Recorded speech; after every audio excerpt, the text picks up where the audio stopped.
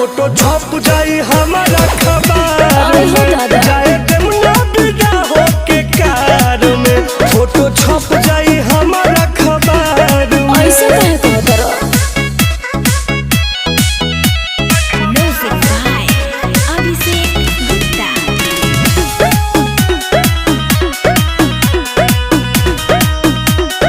ए जानू करो ना तू अब जिद हो, तोहरा से रहल ना ऐसन उम्मीद हो।